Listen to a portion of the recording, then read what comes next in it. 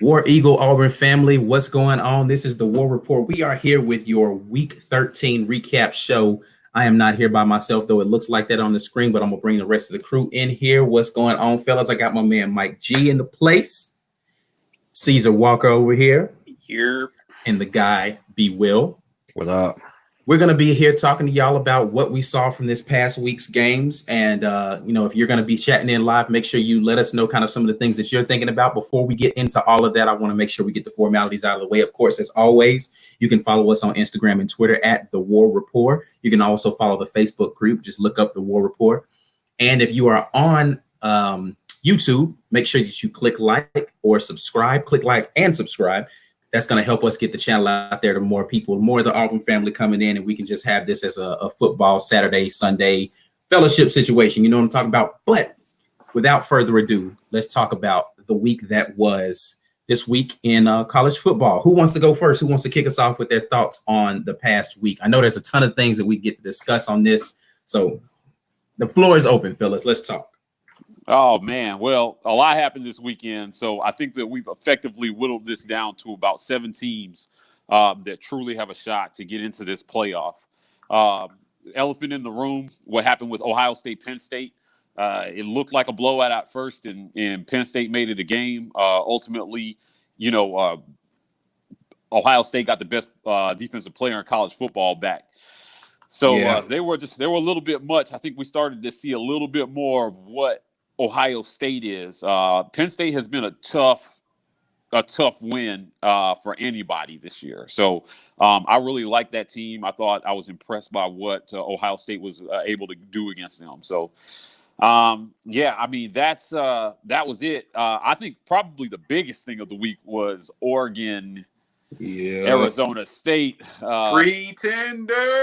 Oh man, yeah. I don't know if anybody really thought that the team that lost to a freshman QB at a neutral site was going to make it all the way to the ship. So I think Oregon is effectively eliminated. Don't you guys think? I agree. Yeah, they're done.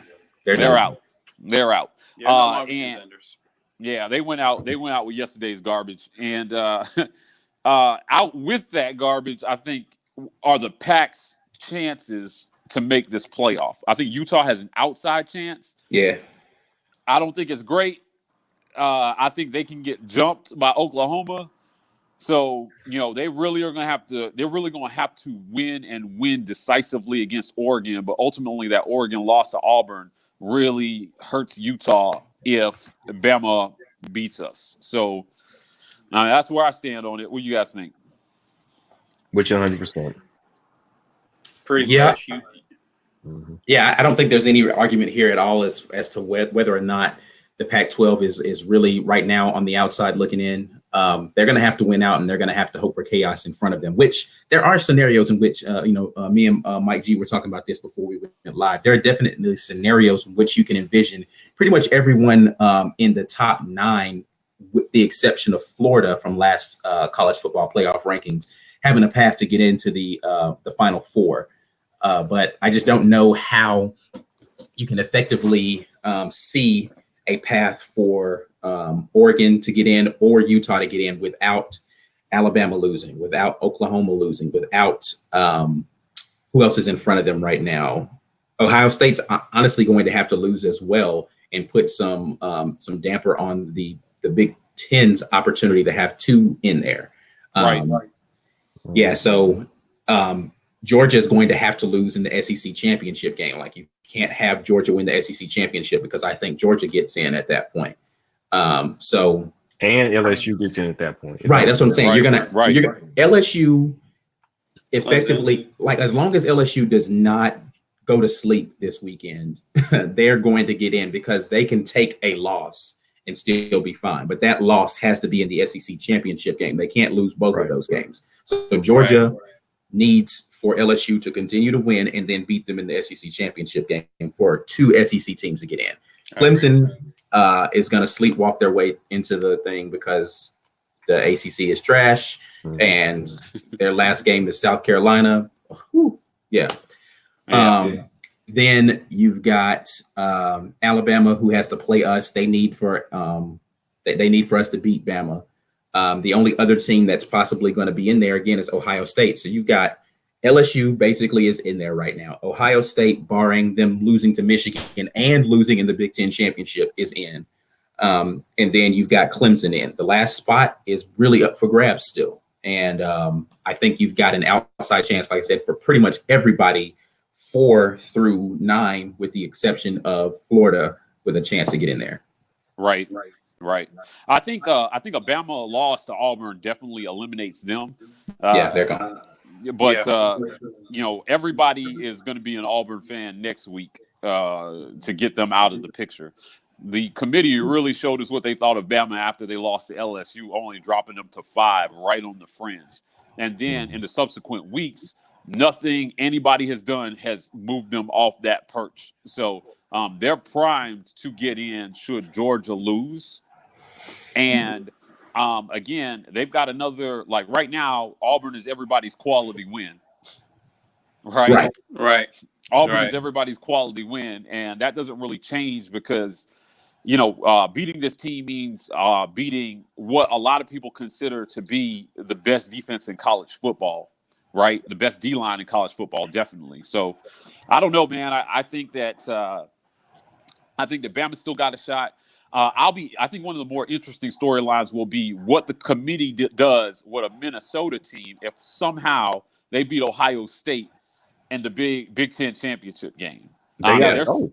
They got to go. They got to go. They beat Ohio. They got to go to the playoff. I don't know how you keep them out if they've beaten a team who we're assuming Ohio State beats Michigan, and they're in the Big Ten championship game, and Minnesota beats them. They got to go. I mean, I don't know how you keep them out because at that point they'll have one of the 3, or at least, one of the 2 solid wins that Ohio State would have had in Penn State.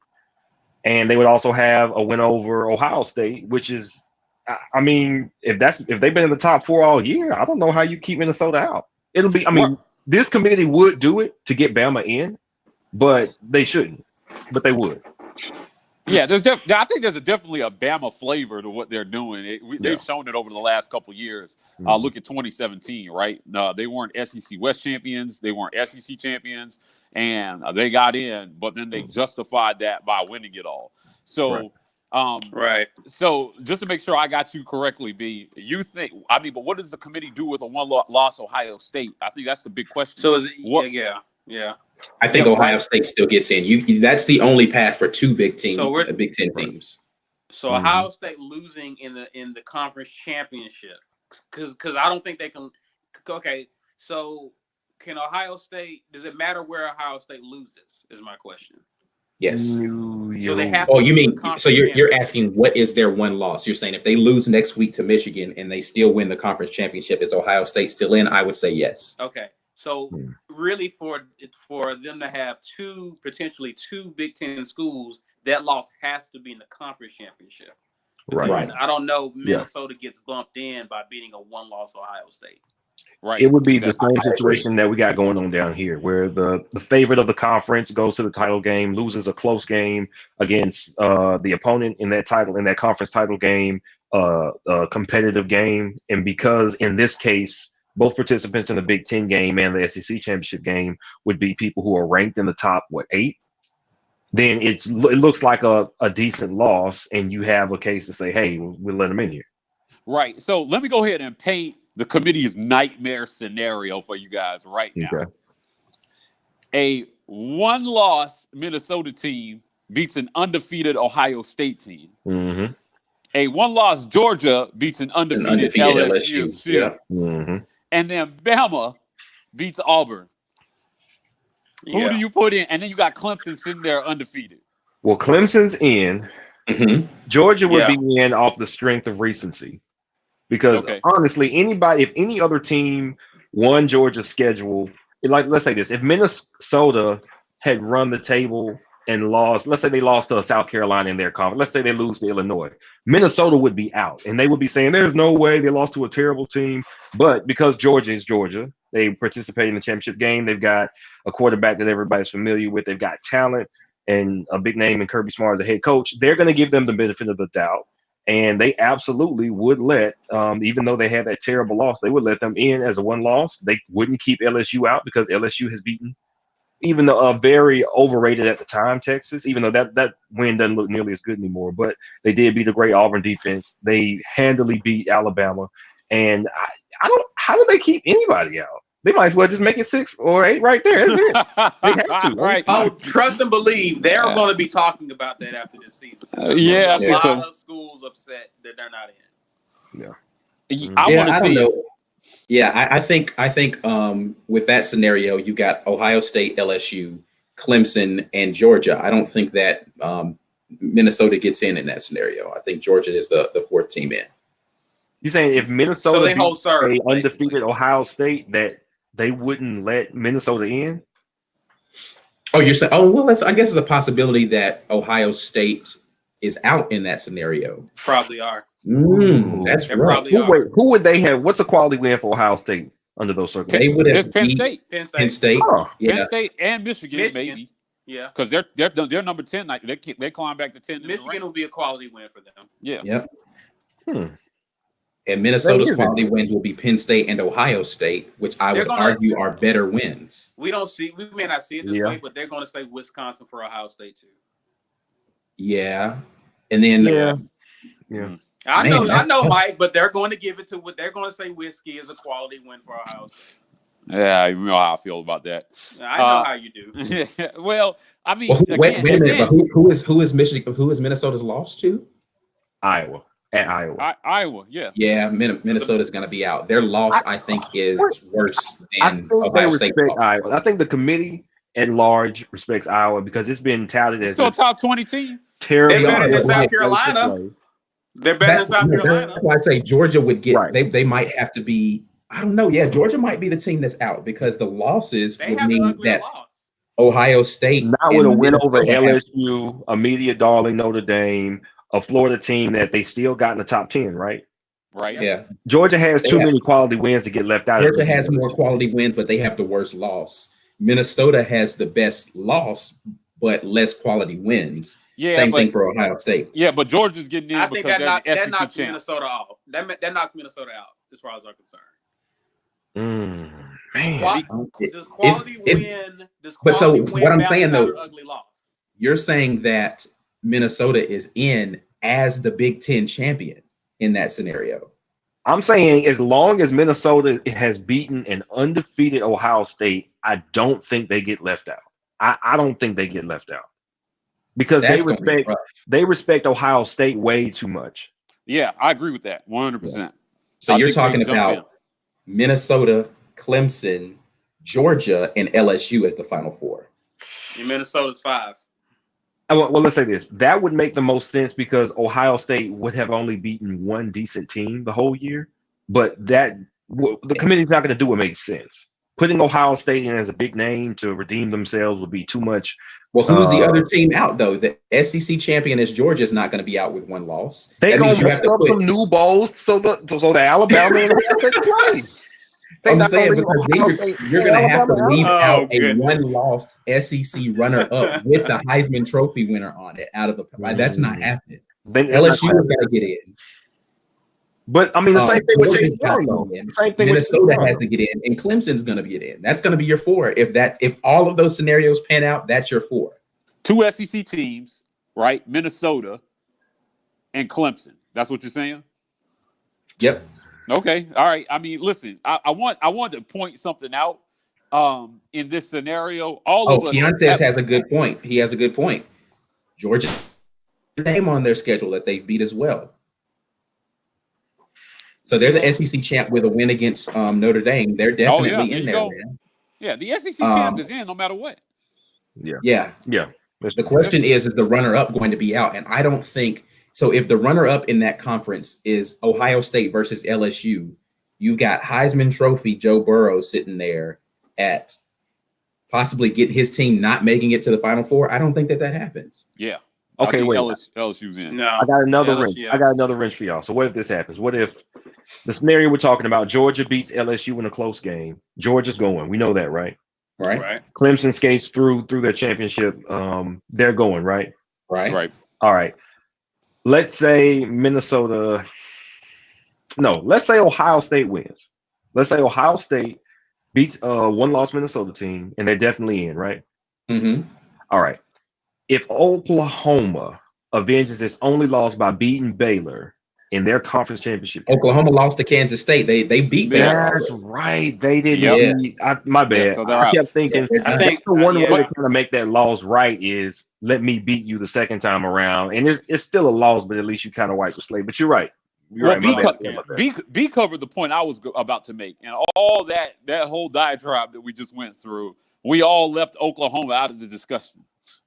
I think they're out in that discussion. You need for Oklahoma's only path to victory or into the Final Four here is for Ohio State to go undefeated, Clemson to remain undefeated, LSU to remain undefeated. Then you've got Georgia with 2 losses, Minnesota with 2 losses, and then they need us to beat Alabama. And they need us to beat Alabama. If we beat Alabama, I think OU goes over Alabama partly because they lost the star factor once Tua went down. Unfortunately, we haven't seen them play badly without Tua. We've only seen their cupcake game yesterday, and we saw them handle Arkansas, who's honestly not much different than the FCS team at this point.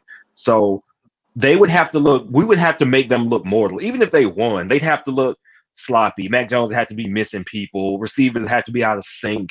And then, even if they won a close game against us, people would say they're not the same without Tua. And that would get them left off the building. But they would have to look very regular. Unless we got our boy Sandberg out there, we're not gonna make that defense look as regular as we know we could. I mean, that might be our best shot is if we had Sandberg out there throwing dimes, embarrassing some DBs, and then they can really say, I don't know, Bama was out of sync. This guy's 25. He's cooking bacon in the mornings, and he came out here and grilled Alabama like this. I don't know if they need to be in the playoff. We would just have to make them look bad enough to cast doubt. And then, even if they won, that would get them left out. And then Oklahoma would get in, I think. Because Oklahoma still has an outside chance, but they are hoping that we win. I think we've got to win. They really need. I think they need us to actually beat Bama. They need to get Bama out of the picture. Listen, Utah, Oklahoma, Minnesota, they're all Auburn fans this weekend. For sure. You know what? I don't think the reason why Utah and Oregon were gonna have the roughest time ever. Utah had a better shot, of course, when Oregon would have been a 1-loss team, and Oregon had a shot if they had stayed 1 loss and then had beaten Utah in the championship game. Oklahoma, even though we kind of throw it away because Baylor was undefeated and they were kind of just defense and luck, they're still only a 1-loss team, so that's at least a quality win for Oklahoma. Texas is not anymore. Who else is Oklahoma beating as good? Is that it? Ooh, is that it? Nobody. That's the point. All right. Well, would they have to beat Baylor a second time? They've got to beat. They can claim Baylor twice on their schedule as their quality win, and then a mediocre Texas team.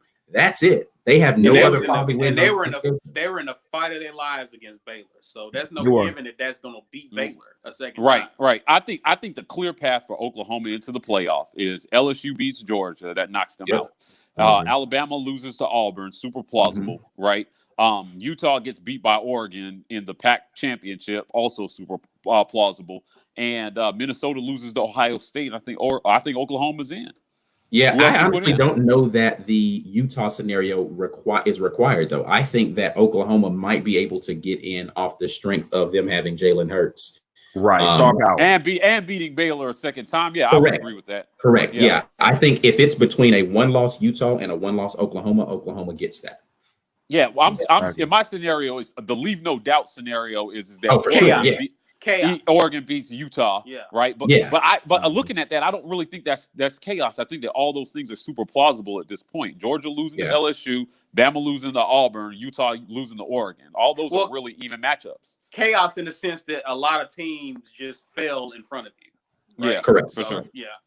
Well, it's November, so that's what we expect. I mean, the craziest November we ever had was 2007 when LSU backdoored into the national title game with 2 losses and then put them things to Ohio State. So I honestly am hoping for an Ohio State LSU title game. I think college football needs that game. That'd be nice, football needs that game. Yeah. But I mean, Clemson, I think they'll get exposed in the playoffs. No, again. no. Please don't do I that. think they're going to get Don't do that. exposed in the playoffs. Don't do that. Because against if the top four hold as is, what team in the top four currently would you take Clemson against? Let me tell you something, Mike. Let me tell you something. All right, tell me. Okay. So what was it? Deshaun Watson's first year against where he played Alabama championship game. All right. Okay. Mm-hmm. He was supposed to be that guy coming out of high school, and then he got hurt his first year starting. And then he redshirted the whole year, and then he just played the bowl game, and it was like his coming out party. They say, hey, man, this guy's a real deal. So the next year, they never looked great that season. His first full season start. They didn't look great. They looked good. They didn't look great. And then in the national championship game, he's unstoppable. They look unstoppable. Of course, Bama had a better defense that game, and they took some chances and it paid off. They won that game. But there was no doubt that the star of that game was Deshaun Watson. Absolutely. So everybody had high expectations for them the next year. And they came out and played a very mediocre game against a very mediocre Auburn team. They lost to Pitt at home that year. The team that was just stacked defensive line, it's amazing. They lost to Pitt. Now, if you look at the talent on Clemson and the talent on Pitt, you would say, how did they lose that game? I didn't watch the game. I saw the final score, but I still don't know how they lost that game. And everybody was like, I don't know. But what happened is Clemson has better coaches than anybody else in the nation by far. I'm talking about full coaching staff, offensive, defensive. So what they do, and okay, I've said this before about us. And I'm going to repeat this about Clemson as well. It was whispered a rumor that Clemson started prepping for Alabama's offense and Tua like latter half of the season. So when Dabo's coming out, and I don't know if you remember, the fans of Clemson were really disappointed that South Carolina played them so close. And he was like, if y'all want another coach, my contract will be up here in a minute. You can find you another coach if a win isn't good enough. Word on the Clemson streets were that we were prepping for Alabama like 4 weeks before the season ended. So we're not prepping against South Carolina because South Carolina don't have nothing for us. So yes, they can put up some points, but we have the talent. I mean, I don't know if they did a little. I don't know how that goes from staff to staff. They started prepping. What did you see? Because they looked mediocre a large portion of the year. They didn't look unstoppable last year. But when it came time to play the best teams, they ran roughshod over the best talent that was available in the nation. This year, they come back, they look mediocre. I absolutely believe they are preparing for LSU at least since LSU beat Bama. They are preparing for LSU. They are preparing for Georgia, or they're preparing for Ohio State because they know where the prize is. They can sleepwalk through their conference. And we can talk about whether that's fair or not. We can do a whole show over that and conference schedules and stuff like that. But I absolutely believe Brent Venables is not spending 4 days of a prep week. All right, South Carolina's going to be a tough test, guys. No, he's preparing his DBs to disguise coverage so he can do what we did against LSU. Oh, it's possible. Look what they did. Well, Alabama tried it, but they didn't have that. We're going to throw our own wrinkles in there because he's got time because they play nobody. I expect Clemson to be thoroughly prepared to play either LSU or Ohio State in the playoff.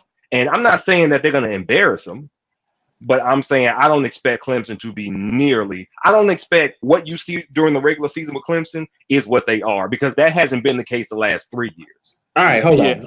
We let you live on that. A couple of things I got to say that I disagree with fundamentally is that they have the best coaches bar none. I don't agree with that. Like, I think I'd take Kevin Steele over anybody. Like, I think he's the best defensive mind in college football right now. I think that the best offensive mind in college football is actually at Oklahoma. Like, I think that No. I'm with you. Wait. Let me rephrase that then. They don't have the best collection of overall coaches anywhere. Is there one coach here that's the best at offense, their defense? Yes. If we're talking offensive and defensive, the ability to prepare staff. Maybe it's just the time. Maybe I'm giving them too much credit, but I do believe they're spending more time, so they look more prepared. That's the portion of your argument that I will concede is probably true. Like they don't have to week in and week out prep for every single team that they're playing because most of these teams are trash. The difference, I think, this year though is that the talent gap is going to be. It's not like you don't have that monster of a defense. Yeah, this is the best. This will be the best. Listen, if the 4 that are in right now make it in, this might be the most talented Final Four we've seen. Yeah. Ohio State, LSU, Georgia, Clemson. This might be the best playoff we've seen, the most evenly matched. That's why I disagree with you. I think this field is a lot stronger. I think that LSU, I mean, they're on a record-setting pace right now on offense. You know, Joe Burrow was a pleasant surprise. You know, listen, I'm calling you a liar if you were thinking that he was a Heisman contender when the season started. And you know, with Georgia, I believe their defense is equal to or better than Auburn's, with a quarterback who will do just enough to get you the win. Right? I believe that Georgia's defense can limit anybody to 21 points. Yeah. So I don't, including LSU and Ohio State.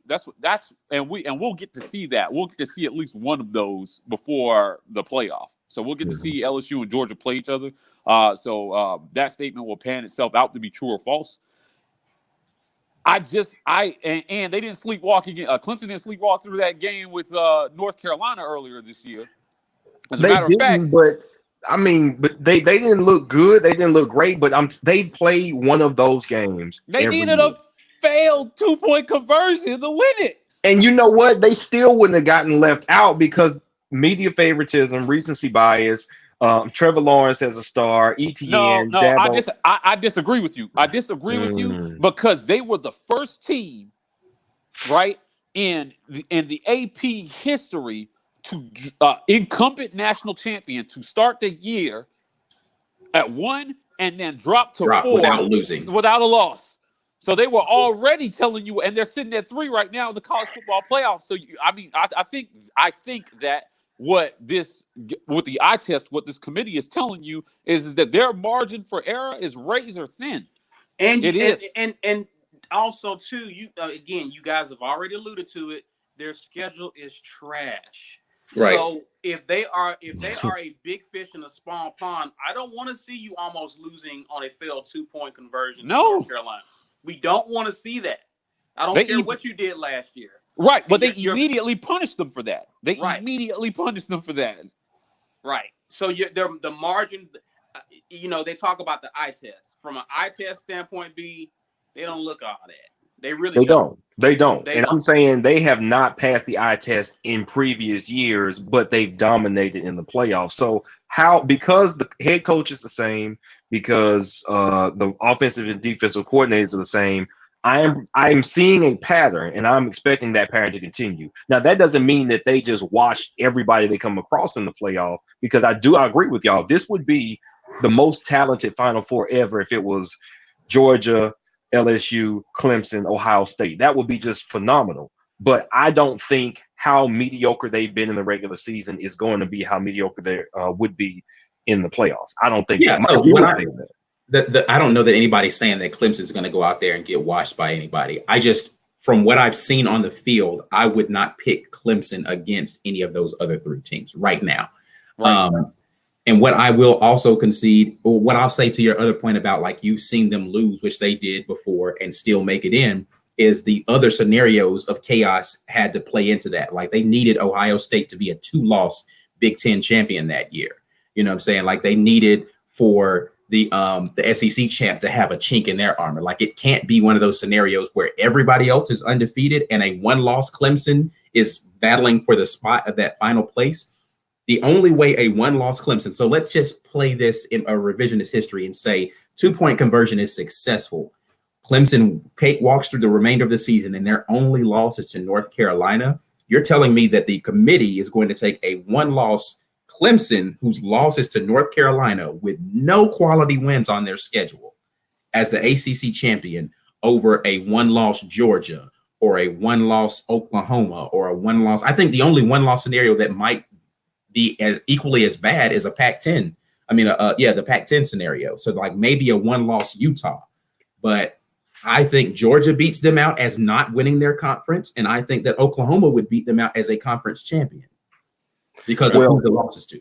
The recency bias is a real thing. I mean, did we Not think this year? It's not though. Not this year. It's not because they dropped them from 1 to 4 without a loss. No, you know why it is? Because why is Alabama number 5? Have they beaten any quality teams at all? No. Yeah, they lost to LSU though. Yeah, your recency bias might apply to Bama this year. We played a closer game against LSU than Bama did. So if you look very mediocre against what everybody considers to be the best team, we look just as mediocre in different ways.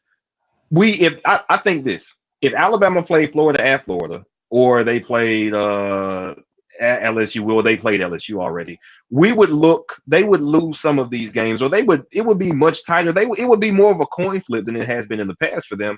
They're just not playing those games. We have to play those games. Or if they play the Georgia team, we have to play those games. So yes, we've got losses on our schedule that they don't have because they didn't play them. I think we all agree that Alabama and Auburn, honestly, I think it's a coin flip coming into the Iron Bowl, but I don't think there's any reason to have them number 5 based on anything tangible. It is complete star power, recency, Nick Saban. It is just name and ratings, and that's it. And I think y'all are underestimating the college football playoffs' willingness to do that when it comes to Clemson as well. I'm not underestimating. I'm saying that it doesn't make any sense if Georgia is the SEC champion at one loss and LSU is the person that they're playing the toss-up game against, and you've got Joe Heisman sitting over there as the other potential person to go in. I don't think that they're going to pick Clemson over them. Their conference is hurting them, bro. I mean, Alabama got a lot going from the fact they play in the SEC. Does the ACC have another ranked team? Is Wake Forest still ranked? No. I think that they have no other ranked team. No other ranked team. Miami just lost to Florida International. FIU. Yeah, FIU. I don't know how Clemson's resume would garner that if they were a one-loss team. To your analogy, if Clemson had lost early in the season, where is their win coming from to justify them getting in? Did they play Notre Dame this year? No. They played nobody. That's the point. They literally have played absolutely nobody. Their best team on their schedule that would be is South Carolina. That might be the best team on their entire schedule is South Carolina. You know what? Didn't we all watch in 2017 with Bama's offense looking mediocre for parts of the season? They lost to us by double digits. Jalen Hurts looked mediocre in that game. And I saw the media talk their way into letting out. Well, I mean, just with the talent, they've got there. And I think agree, but you have to look at what happened. You have to look at the strength of the SEC versus the strength of the ACC. You're talking about completely different scenarios. Right. A&M was ranked at one point. That was their only ranked opponent, and that's true. I forgot about A&M. They got knocked out by Georgia. Right, that's true. I forgot A&M was on their schedule earlier this year, so that would be the only ranked team that they've played the entirety of the season. That's it. Yeah, I don't think the recency bias applies to Clemson this year. I think it still applies to Bama. When they showed us that they were only willing to drop them from 1 to 5 or from 2 to 5. I mean, they just put them on the cusp, and then Bama always had the safety net of playing a tough Auburn team as their last game, and then not having to go in and play in the SEC championship in that scenario, which is what happened to them in 2017, and they still got in. They justified the committee's decision about winning it all, but. Again, this isn't the 2017 Bama team. I think this is the most beatable Bama that we've seen. But I just think that against LSU, they put up enough points, even in a loss, that if they beat us, and let's say they beat us by double digits, every other one-loss team is going to have a problem trying to jump Bama into that top 4 if Georgia loses. Yep. That's all I'm saying. I think that Alabama is in almost any scenario where Georgia loses, Bama beats Auburn, and Ohio State beats Minnesota in the Big Ten title game. If Minnesota, for some reason, pulls out something against Ohio State, we might have some chaos there. But right. Going into this last week, I wanted to ask you guys, we got Alabama, Auburn. We got 2 versus 15. We got Ohio State, Michigan. That's 2 versus 13. We got Clemson, South Carolina. That's 3 versus, 80-something, right? We've got Wisconsin, Minnesota, which is kind of an intriguing matchup, right, at 10 versus 12. And we've got way down at the bottom here, Oklahoma versus Oklahoma State, 9 versus 21. What do you guys think is the most likely upset this weekend? I said this 2 weeks ago that I thought Michigan was going to beat Ohio State. So I still think that that's the one that I'm picking for the upset. I still think that we have a chance to beat Alabama, a much more likely chance now that Tua's not playing in that game. But I'm still going to go with Michigan beating Ohio State as my likely upset. What about you, Brian? Man, that's rough. With how Oklahoma's looked on defense, I think they probably have the best chance to lose. Because our coach is going to play the quarterback that's been terrible for most of the season. I think that gives Alabama a better chance than they probably would have if we played the guy who could be most accurate. So our chance isn't as good as it could be if we played the best people at all positions. So I don't think we have as good a chance to upset Bama as Oklahoma State probably does upset Oklahoma, because everybody's taking Oklahoma to the wire in their conference. So I think they got a good shot to lose. What about you, Caesar? Probably Oklahoma here. That's a trap game for Oklahoma. That's a dangerous game. I would probably go Oklahoma. Really? I mean, can you really call a rivalry game a trap game? Like, well, true, but my thing is just that they've always given Oklahoma fits. And that's almost a safe pick, actually, in terms of with Michigan. I would like to see Michigan cause some chaos. I haven't seen enough of that offense to give me confidence that they can move the ball on Ohio State, but I could be wrong. We've seen crazier things on rivalry week, so I'm gonna go Oklahoma. You know what? At the risk of hell freezing over here, I'm actually going to agree with Brian. Oklahoma is probably the most likely upset for exactly the reasons that he stated. Everything in my heart wants to say that Auburn is the most likely upset, but when it comes down to it, I'm not sure that we can generate enough offense to upset anybody because we haven't done it yet this year. Right. So, I mean, we played 3 top 10 games. We've lost all 3. Even though we have this game at home, I really don't think. Listen, you can always count on Keontae for a good soundbite. Yeah, Oklahoma State, he says, is the Auburn of the Big 12. Right on. So that hurt. That's kind of depressing. I know, right? I'm a man. I'm 40. I think that the most surprising upset to a lot of people, not to us here at the War Rapport, will be Michigan over Ohio State. There's something to be said. I don't know that I saw enough of them against Penn State, to say that they will absolutely beat Michigan. And the only thing, so let me give a caveat to my pick of Ohio State losing in this game. Chase Young, man. Good grief. Buddy. Yeah. That kid is a game plan record. And like he is really the only reason. Like, if Chase Young was still suspended, I think Ohio State loses that game almost handily, because I think that Michigan's defense is that. I don't know that Ohio State's Justin Fields didn't impress me for real in that game against Penn State. He looked okay. He dropped a couple of dimes. Now, I'm not saying he's bad. Like, again, so don't if you're a Justin Fields fan, don't get on here talking about how I'm trashing him. I don't think he's bad. I just don't think that he's the guy that's going to dismantle a Michigan defense. Right. But what I do say is that Chase Young can destroy Michigan's game plan. Like that kid is almost unblockable on the edge. Like I just don't know how you're blocking him.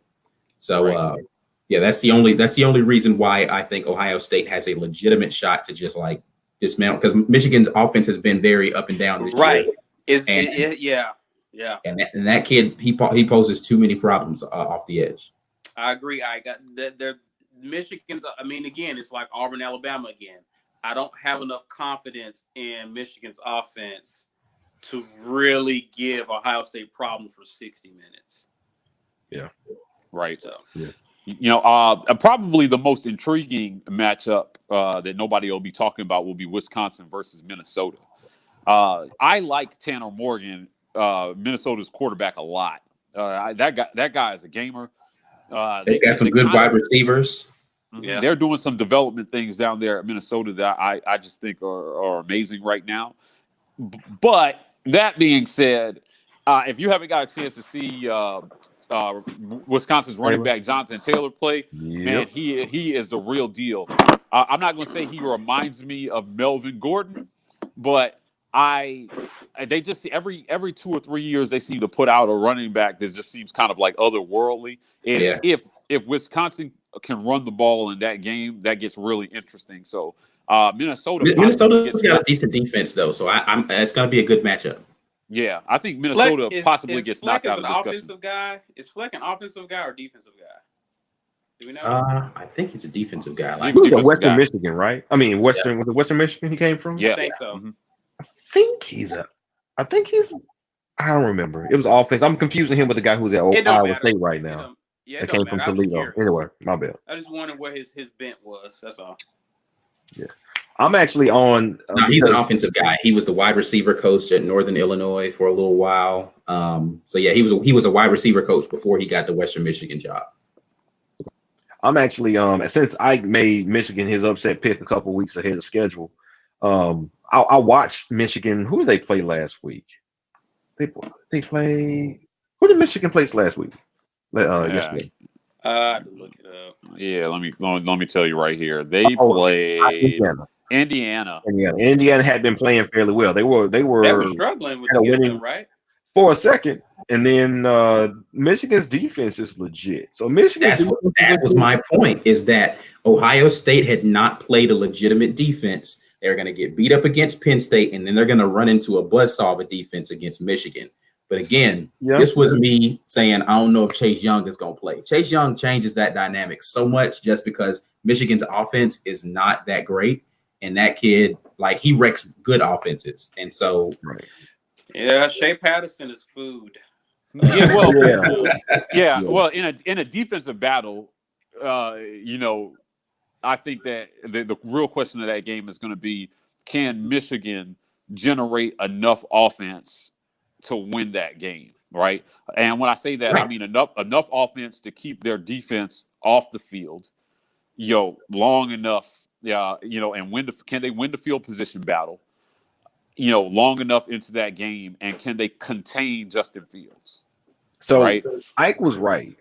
Justin Fields looked like that was his first time on the big stage, and it was his first time on the big stage. So I wasn't surprised that he had a fumble. It was he ran laterally and fumbled the ball on one play, and he looked a little nervous. And I was like, huh. But I also saw that after Penn State made that little run, the defense and Chase Young was like, all right, enough of that. Now they can do that against Penn State's offense, which is better than Michigan's offense. I'm not worried. I don't think Ohio State's going to win 42-0. I just think I would bet the under on that. I don't expect Justin Fields to look great because he just saw a defense that rattled him a little bit. I think he'll see another one that will rattle him a little bit.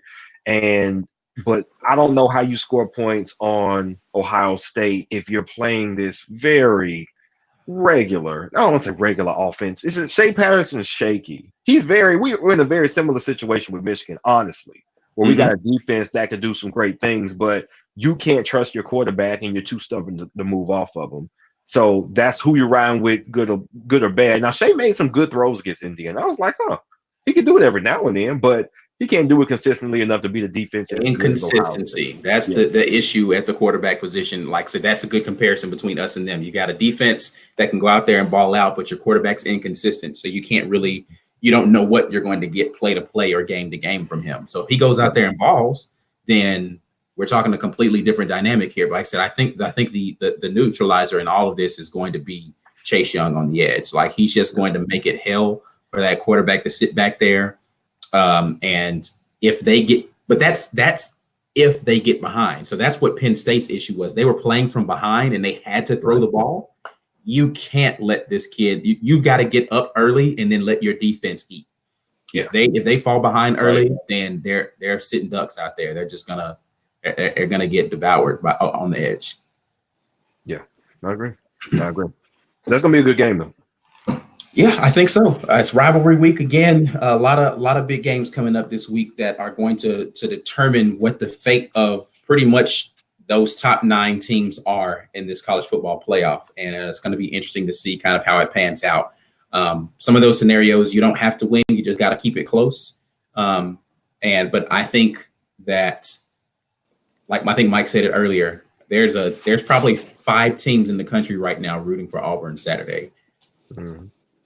Well, all right. So real quick, because we've said a lot. So now I got to get some predictions from the three of you. Who's your top? Who's still in it? Who's still standing in the top 4 after this weekend? After this weekend, so we're talking about upsets, all that kind of stuff. Who do we think feel like is going to make it? Is the top 4 unchanged, or is it staying the same? It's unchanged based on who I think who gets beat this week. You called an upset. You called an upset of Michigan over Ohio State. So you can't revise that statement? I still don't know that Ohio State drops out of the top 4. Who do you put in the top 4? I'm still praying that we beat Alabama. So I don't who's going to jump into the top 4 if Alabama loses and Ohio State loses. Yeah, I think that's a great question. Yeah, I mean, you still got Clemson in there, right?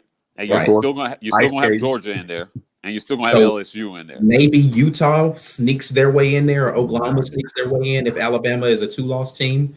But you're still gonna have Georgia, and I don't know that Ohio State falls out of the top 4 even with a loss. They're gonna not be number 2 anymore. I think they dropped to 4, but I still think that they'll be in the top 4 even with a loss.